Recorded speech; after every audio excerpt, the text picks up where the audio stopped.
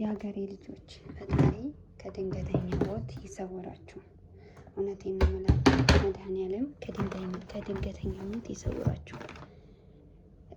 በጣም ያሳዝናል። የምሬን ነው። ሁላችንም ለካ እንወጣለን እንገባለን፣ ግን ወዴት እንደምንቀር አናውቅም። ሰላም ሰላም፣ ውድ የሉሉ ዩቲዩብ ቤተሰቦች እንዴት ናችሁ? ደህና ናችሁ ወይ? በያላችሁበት ሰላማችሁ ብዝት ይበልልኝ። በጣም አዝኛለሁ እውነት ለመናገር። እንግዲህ በፎቶ ላይ እንደው የምትመለከቷት እህታችን በዱባይ ነው የምትኖረው። የምትሰራውም ዱባይ ነው። እንግዲህ በድንገተኛ ሞት ከዚህ ዓለም በሞት ተለይታለች ማለት ነው። በጣም ያሳዝናል። ስንት እህቶቻችን ናቸው አረብ ሀገር ላይ ስደት ላይ ያለቁት። በጣም ብዙ እህቶቻችን እያለቁብን ነው። ከምንም በላይ ደግሞ መድኃኒዓለም ከድንገተኛ ሞት ይሰውረን። እውነቴን ነው የምላችሁ። እንግዲህ በፎቶ ላይ የምታዩት እህታችን ቀን ላይ ላይቭ ላይ ውላ ከእህቶቿ ጋር ከጓደኞቿ ጋር እንዲሁም ደግሞ ቲክቶክ ላይ ከደንበኞቿ ጋር ሁሉ ስትጫወት ውላ ነው እንግዲህ ድንገተኛ ሞት አጋጥሟት ከዚህ ዓለም በሞት የተለየችው ማለት ነው። እና በጣም ያሳዝናል የሀገሬ ልጆች፣ የምሬን ነው የምላችሁ። ወጥተን ስንገባ ሰዎች እንመስላለን ማለት ጤነኞች፣ ቆመን ስንሄድ ለካ ጤነኞች ነው የምንመስለው። ውስጣችን ግን በጣም ብዙ ነገር ተሸክሞ ነው ለካ ያለው። ውድ ሀገሬ ልጆች እውነቴን ነው የምላችሁ፣ ራሳችሁን ጠብቁ። ከምንም በላይ ደግሞ የሚያሳዝነው ድንገተኛ ሞት ሰው ሲሞት በጣም ያሳዝናል። በጣም እውነቴን ነው የምላችሁ፣ በጣም ያሳዝናል። ድንገተኛ ሞት እግዚአብሔር ማምላክ ከድንገተኛ ሞት ተሰውራችሁ። እውነቴን ነው የምላችሁ፣ በጣም ከባድ ነው።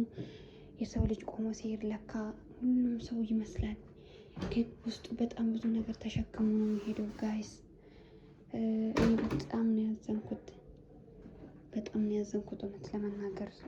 የሰው ልጅ ዛሬ ታይቶ ነገ የማይታይበት ዘመን ላይ ደርሰናል። ዛሬ ላይ እየሳቀ እየዋለ ጠዋት ላይ የማናገኝበት ዘመን ላይ ደርሰናል። በጣም ነው የሚያሳዝነው። እህታችን እንግዲህ ነፍሷን ይማር። ለቤተሰቦቿ ለመላው ቤተሰቦቿ ሁሉ መጽናናትን እንመኛለን። እንግዲህ ከማንም ከሞት የሚተርፍ የለም። ሁላችንም ወደዛው ነን። ግን ቢሆንም ደግሞ በጣም ያሳዝናል። ማናችንም ወደ ሞተን ማናችንም ከሞት የምንቀር ሰዎች የለንም። ግን ደግሞ በጣም ያሳዝናል ነው። የምር እንዴት ልብ ያቆስላል መሰላችሁ ጋይስ፣ በጣም ያሳዝናል። አይ እንደው ምን እናድርግ? እንደው መድኃኒዓለም እንደው ነፍሷን እንግዲህ ይማረው።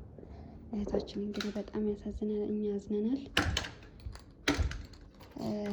እህቶቼ የራሳችሁን ጠብቁ። ስደት ላይ ያላችሁ ስራ የምትሰሩ እረፍት አድርጉ፣ ውሃ ጠጡ።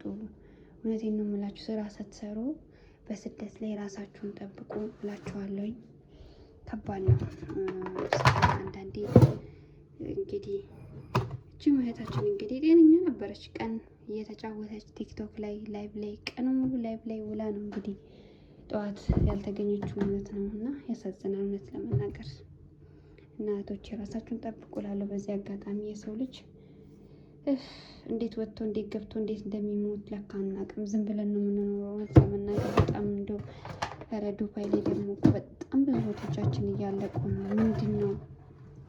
በጣም ያሳዝናል። እና ውድ ሀገሬ ልጆች ራሳችሁን ጠብቁ። እህታችንም እንግዲህ ነፍሷን ይማር።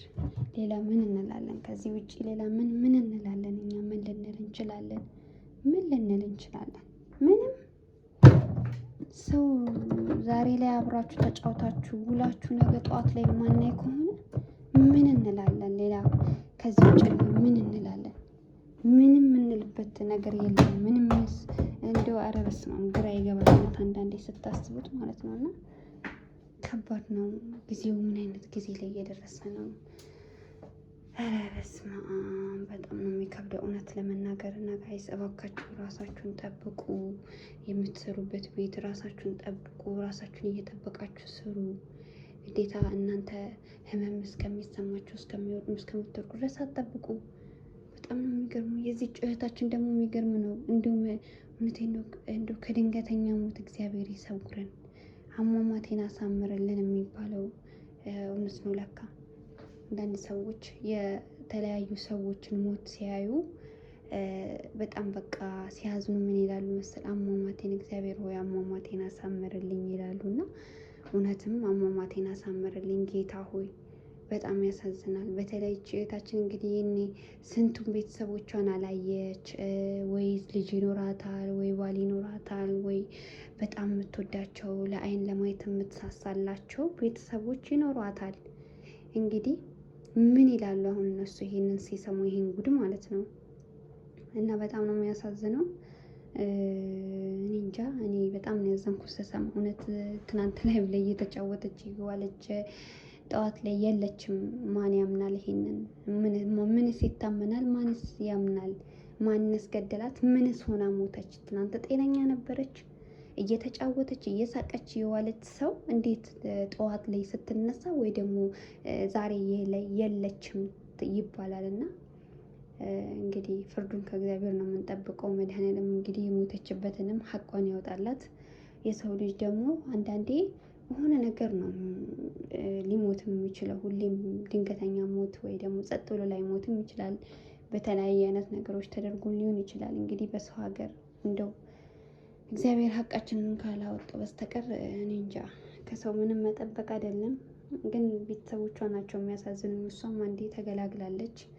ግን እዚህ ምድር ላይ ያሉ ቤተሰቦቿ፣ እናት አባቶቿ፣ እህት ወንድሞቿ ካሉ ያው ብዙ ሀዘን ውስጥ ነው የሚገቡት እና ይከብዳል። ማንም የቤተሰብን ሞት አይፈልግም። ማንም ቤተሰቡ ደህና ሆኖ ቢኖሩላቸው ደስ ነው የሚላቸው። ማንም ሰው ቤተሰቡ ጥሩ ሆኖ ሰላም ሆኖ ቢኖር ማናችንም ደስ ነው የሚለን። በተለይ ስደት ያለን ልጆች እውነት ለቤተሰቦቻችን ያለን ቦታ የተለየ ነው እና ከባድ ነው።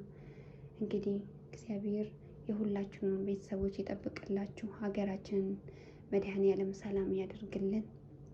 ሌላ ምን እንላለን? እንግዲህ እህታችን እንግዲህ አንዴ ላትመለስ ወደምትወደው ጌታ ሄዳለች። ይብላኝ ለቤተሰቦቿ። እውነቴን ነው የምላችሁ። ቤተሰብ ምን አይነት ስቃይ ነው የሚያየው? ኧረ ከባድ ነው። ስንት ያላየቻቸው ቤተሰቦቿ ለማየት የምትናፍቃቸው ቤተሰቦቿ ይኖራሉ እና ይህን ስታስቡ በጣም ይከብዳል። እግዚአብሔር እንግዲህ የሁላችንንም አሟሟት ያሳምርልን፣ ከድንገተኛ ሞት ይጠብቀንላችኋለሁ። ውድ ሀገሬ ልጆች ላይክ፣ ሰብስክራይብ እያደረጋችሁ የዩቱብ ቤተሰብን ተቀላቀሉ። ስላዳመጣችሁኝ አመሰግናለሁ። በኔክስት ቪዲዮ እስከምንገናኝ መልካም ቆይታ ይሁንላችሁ።